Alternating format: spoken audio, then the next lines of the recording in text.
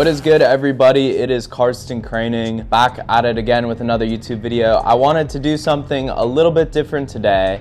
And today we are going to talk about accessories. And when I'm talking about accessories, I'm not doing this in a video essay form today or like having it be a topical hot button, but rather I wanted to talk about my own accessories that I wear personally with my own style. Accessories and fashion are super interesting right now because there's this huge phenomenon of like over accessorization. A lot of people wear a lot of accessories to sort of bolster on an outfit, and they only use accessories through the lens of making an outfit look better. But I think accessories have a lot more potential than that to sort of show your own personality and really become a meaningful thing that's kind of separate from the outfit. And I guess that's kind of what inspired me to make this video today, to kind of show you some of my accessories that I've been rocking. So to start it off is my keychain. I've always been sort of a carabiner type. I like to have my keys on my belt, on my pants. It's this multi-tool carabiner, which has the ability to like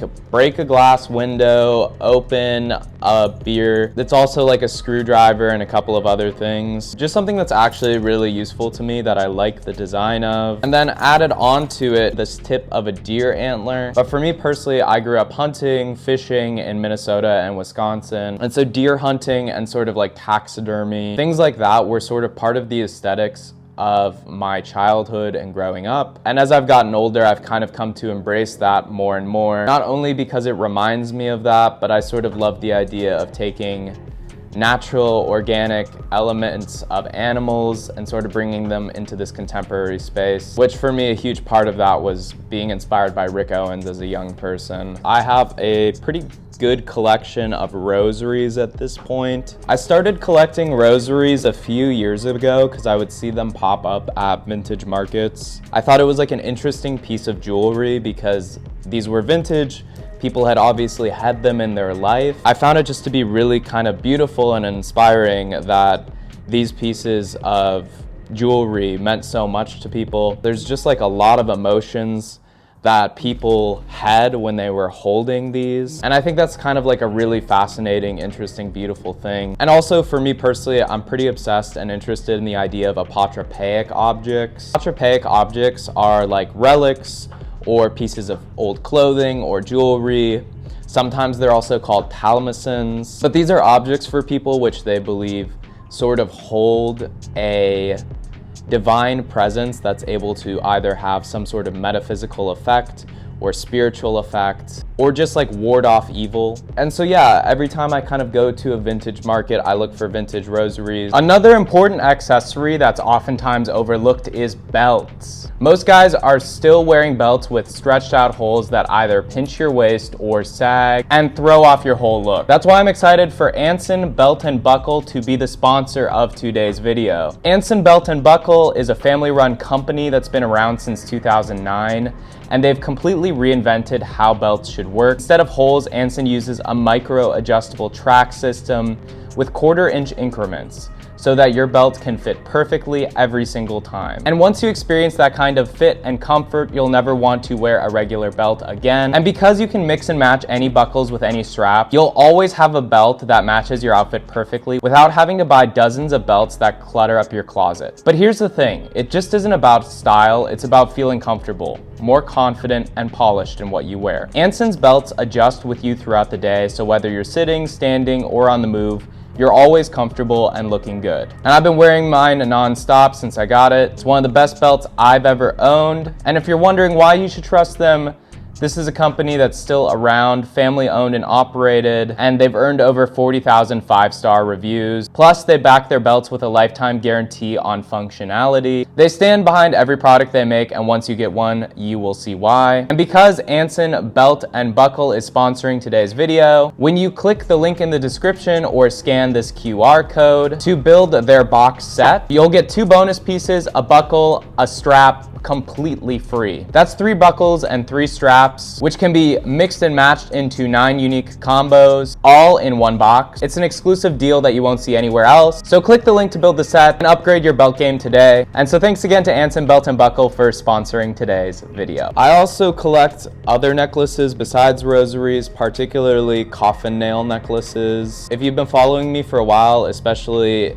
since my early FitPick era, you know I've been rocking these for a minute, basically for 6 years, since like 2019 at this point. But yeah, these necklaces are supposedly vintage coffin nails that were pulled out of the catacombs once they had to start taking the coffins out to make room, or at least that's the story. I originally got these from an old vintage shop in Seattle that used to sell them, and supposedly the story was that the owner of the store knew a lady who would get these nails that were from the coffins and that she would take them and make them into necklaces. I guess I'm sort of a macabre person in general. I guess a reminder of my own mortality around my neck all the time is sort of appealing to me. 3 at this point, because the shop that I originally got them closed down.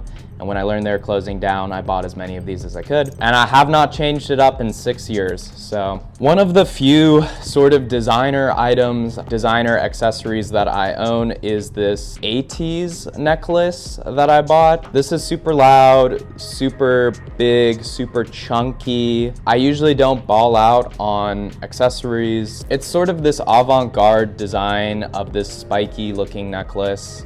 And when I saw it at the time, it almost looked like either a silver crown of thorns or like a barbed wire dip in gold or something like that. It also reminded me of these wolf collars that this specific breed of dog wears that I was just super inspired by for a while. Definitely do not wear this every day. It's probably my least worn of any of these accessories, but I still like it a lot when I do wear it. The last necklace is one that like never actually leaves me. And it's this double cross necklace that I always wear all the time. It's from a brand called the Silverstone, and I have just been rocking it ever since. Accessories or jewelry that never leaves me. I'm always wearing this ring right here. It's on my right hand, so no, I'm not married. But this was actually just a ring my father gave me. It used to be his when he was young. It's just a gold little ring with a cross on it, and it reminds me of my family and my father, so very meaningful. I'm a firm believer in mixing both silver and gold jewelry. I just like it. I think it looks cool to have mixed metals. So regardless that I have a gold ring, I also have a few silver rings as well. One is this like branches crown of thorns one that I got from that same brand, the Silverstone, a few years ago. I'll wear this one often, and then there's this little hawk guy ring that's a lot thinner, and I'll often stack them. I also have this kind of avant-garde, different looking ring that I'm pretty sure I got off eBay or I got in a trade from a friend. I actually have no idea where this ring comes from, and it's like one of the 4 rings that I own and I like. Beyond that, probably the other crazy piece, or my favorite ring of them all, is this one, which was a custom ring that I had made for me back about 6 years ago as well. If there's anything you're gonna learn from this video, is that I haven't changed from the accessories from 6 years ago. This I got made when I first started my YouTube account, and I think I got to 5,000 subscribers.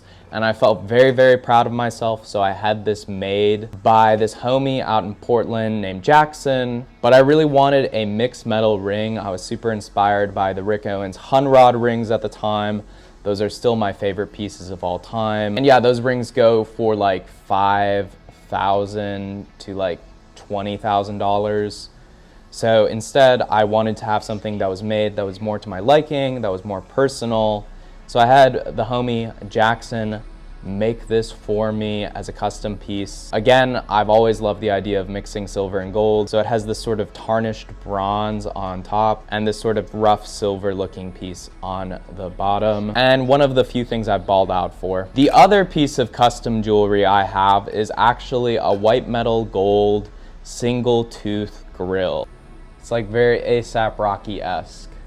Basically, a few years ago, I was going through a particularly hard time in my life where I had a lot of circumstances that were just really weighing down on me, making life not so great. And eventually those circumstances went away, but I still was having a hard time adjusting to life because of it. And so I had a mentor at the time who I was talking to, who was offering me a lot of support. And during that time, one of the things he talked about was people in the past, when they went through trauma, oftentimes they would lose their teeth. Like if they had sickness, disease, starvation, whatnot. And so they would have to get silver or gold teeth as replacements because other types of dentures were not as readily available. And so back in those times, silver and gold teeth were not really a luxurious thing, but were sort of a reminder of not only survival, but also hardship. So anyway, basically this mentor told me, you need your own version of like a gold tooth. And I was going on a trip to New York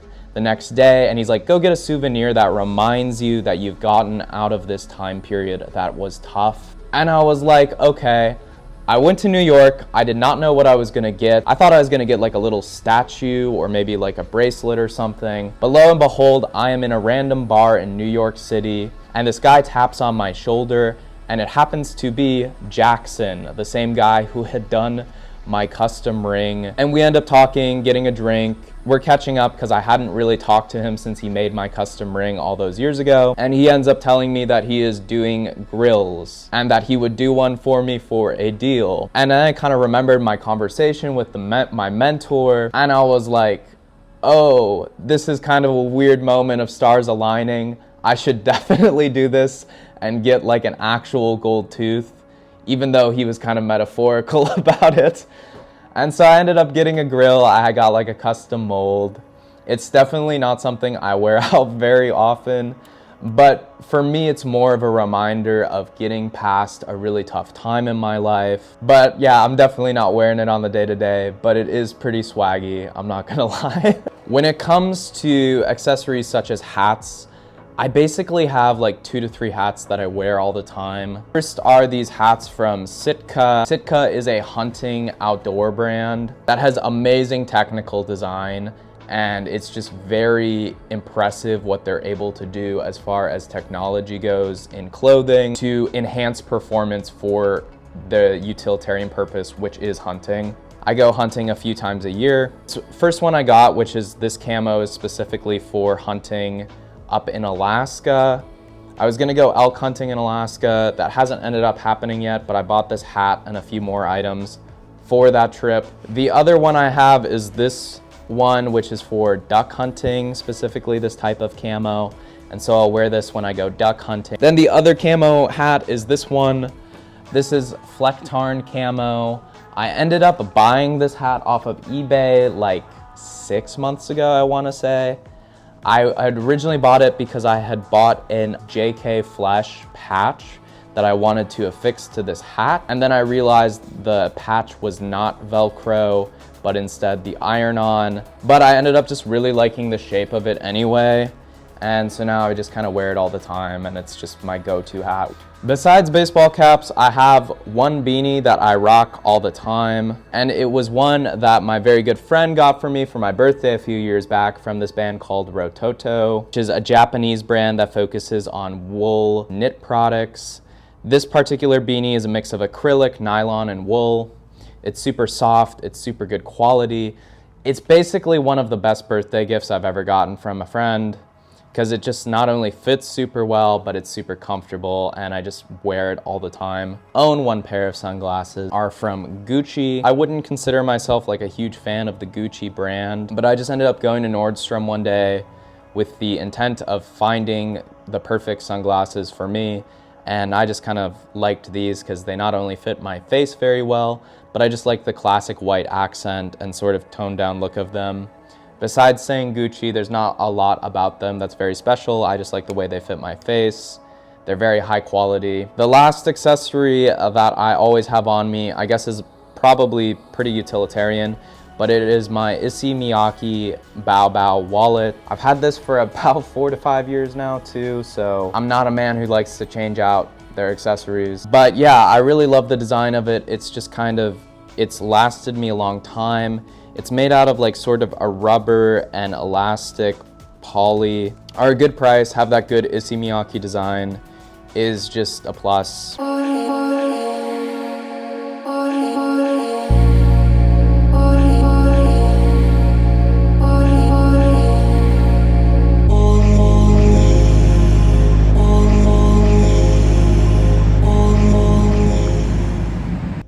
So today I am going vintage shopping in Seattle, where I live. I'm wearing my Matriel rain jacket. This is a rain jacket I developed under my brand. It has a lot of beautiful details that I really like. It's taken me a few years to develop it, so super happy with it. Waterproof, whole 9 yards.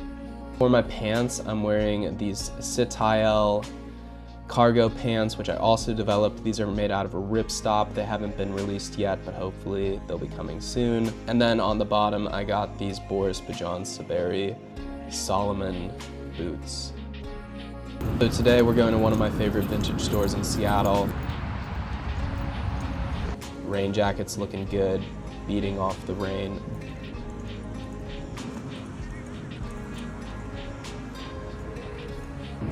We are at Barn Owl Vintage. Barn Owl is one of my favorite places to shop in Seattle. They have basically everything from vintage jeans, amazing rare vintage band tees, vintage military, and then a lot of vintage outdoor gear. And I'll come here to not only look for myself and my personal shopping, but also just to look for reference pieces for my brand. I'm checking out a lot of denim today, trying to find some nice and interesting cuts. I have such a wide selection. I ended up going with some Wranglers. I also have a lot of amazing band tees, which is also why I love to come here, especially punk or noise rock band tees, which I really like. This vintage Cows tee is from the 90s, super rare, and Cows is a kind of obscure band. Was also eyeing this 90s Jesus Lizard shirt. Absolute grail. I've been wanting a vintage Jesus Lizard shirt for a while. Probably not gonna pick it up today, but super cool that they have it. Also have a 80s Husker Du Metal Circus. Big fan of Husker Du, being from Minneapolis, and it has the old vintage SST merch tag, which is just so crazy. There's also a vintage Einstürzende Boughton trench. Saddam Hussein merch goes wild. Like the steel pole bath shirt as well. I also take a look at a lot of their vintage military as well, oftentimes for reference pieces. But yeah, just wanted to show you kind of where one of my favorite places to shop in Seattle is, and just take you guys along with me to see some cool stuff.